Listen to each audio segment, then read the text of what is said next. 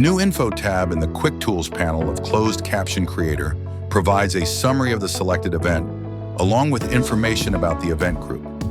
The Info tab is made up of a reading speed meter, event metrics, and the event group error count. The meter near the top provides real-time information about the current reading speed for the event. At the center of the meter, you'll find the reading speed value. Near the end, you'll find the number of characters remaining to reach the maximum set reading speed for the event group. The event group information near the bottom provides an event count, along with an error count. If you click the error count, the errors navigation panel will be selected, allowing you to navigate between errors more efficiently.